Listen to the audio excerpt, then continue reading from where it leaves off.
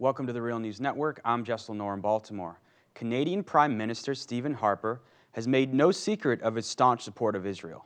Canadian Foreign Affairs Minister John Baird recently said that he's, quote, deeply skeptical of the recently brokered nuclear deal with Iran.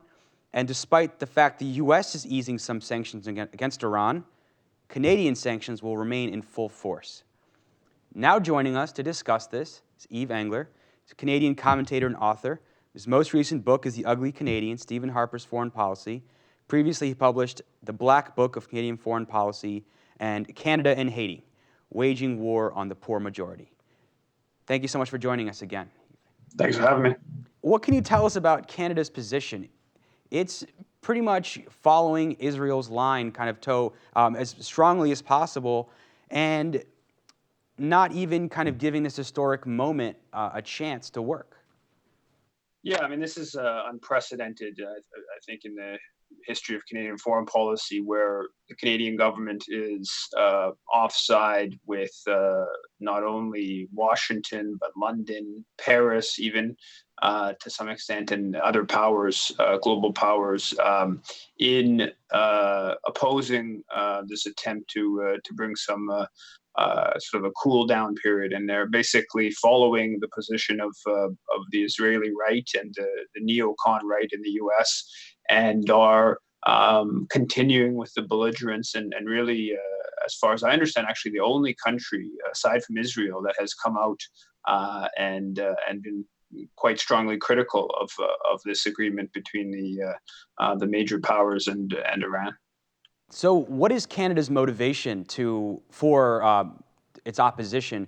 You know, we've reported how France helped torpedo the deal, and they have close economic ties with Saudi Arabia and Israel, which, you know, may be a big reason why France helped torpedo the preliminary deal. What is driving Canada's foreign policy right now?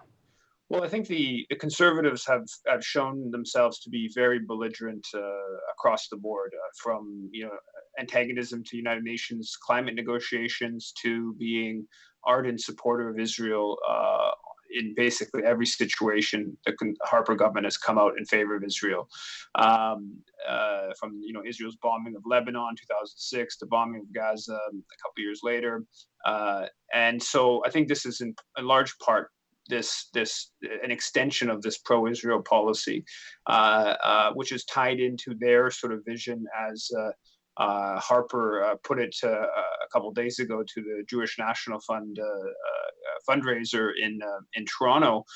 He referred to Israel as a bulwark against a bulwark of lightness in a dark region. I.e., that area, the Arab world, the Middle East. So he sees this issue from this very kind of hard line. Well, one you could call racist, but also just sort of Western geostrategic interest, and he's been a strong proponent of advancing Western interests in the Middle East, and often, even through a militaristic means. Alongside that, ironically, they've also deepened Canadian ties to the monarchies, particularly with regards to Saudi Arabia, significantly increased Canadian weapon sales to Saudi Arabia. So, of course, Saudi Arabia, after Israel, is probably the next most opposed major player against this agreement. So I think the Conservatives have a number of reasons. They're also obviously very tied. They want to replicate a sort of George Bush Republican kind of model in Canada. That's sort of their political vision. So I think they have a series of motivations to oppose this and to be critical. But I think most importantly is their strong and complete endorsement and support for Israeli policy.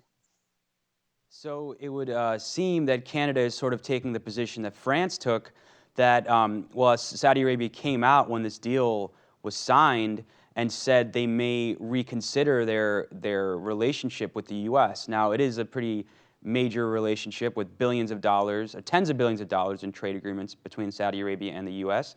So you think that Canada might also be kind of vying for an increased market in the Saudi arms weapons market. For sure, they've been very active at a number of different lobbying missions that the federal government has sent to Saudi Arabia and to some of the other monarchies in the region to boost economic ties, specifically weapons. The main export Canada has to Saudi Arabia is light armored vehicles that the Saudi monarchy used to put down the pro democracy movement in Bahrain. So I think there's no doubt that that Ottawa is close uh, to the Saudi monarchy and has. He certainly hears their opinion on this agreement with Iran, and as I said, the Saudi monarchy is sees Iran as a major threat. Iran's influence in across the region, particularly in Iraq, is something that the Saudis have been quite hostile to. So all the rhetoric that the conservatives put out, and they recent days put out, the foreign affairs minister a couple of days ago put out a statement sort of talking about human rights, and we can't forget about human rights in Iran. And there's no doubt there's lots of human rights issues in Iran, but if you compare the human rights situation in Iran, and you compare the plight of women in Iran to the situation in Saudi Arabia, Iran looks like a bastion of democracy and looks like a bastion of feminism. So there's the hypocrisy and the double standards are really clear when you look at their ties to Saudi Arabia. This is not the conservatives' hostility to Iran is not about any human rights question. It's about Iran not following the orders of the empire and being seen as a threat to Israel's and Washington's control of the region. Now, some commentators um, have looked at Israel's approach, its complete rejectionist approach to this deal, and it's not that off. It's not that far from its previous positions, really. But now Israel seems so at odds with the rest of the international community that Israel might lose some of its influence in the future of the Middle East, even, and that may be a bit of a it remains to be seen if that will be true. But do you think, with Canada adopting Israel's position, that Canada too may end up losing some standing in the international community? And what has the response been in Canada itself?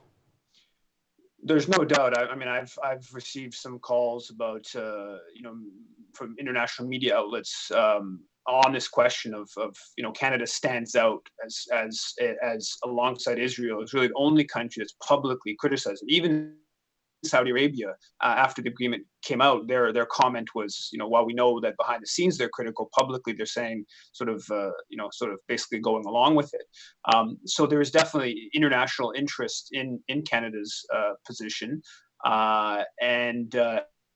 and so I think it definitely does harm Canada's standing globally. And once again, just like at a number of climate negotiation meetings, at different arms control meetings, the current conservative government is seen as offside with international opinion, is really defending sort of the most reactionary kind of position.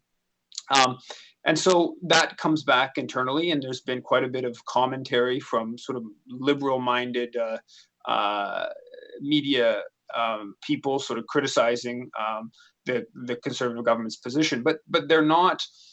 Most of that criticism doesn't go very far. I mean, this is not. This is just the latest in a long-standing campaign the Canadian government has had against Iran. What I call a low-level war against Iran. That's included the sanctions, which is designed to harm Iran's economy.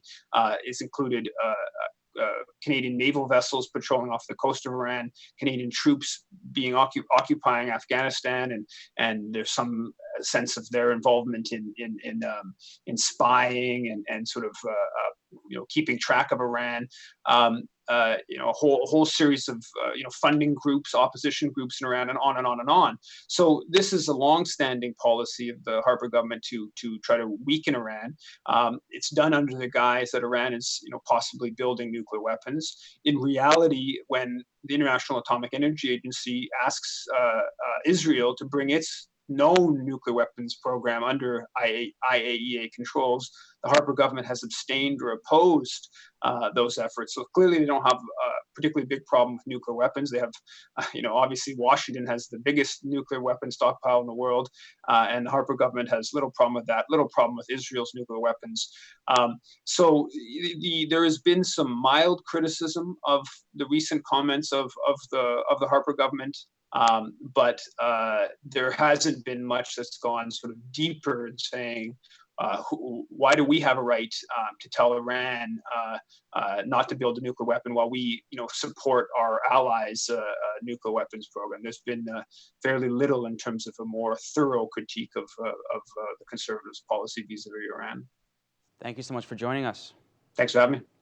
You can follow us on Twitter @TheRealNews. Tweet me questions and story ideas @JesselNor. I'll also be posting questions for our viewers there as well. Thank you so much for joining us.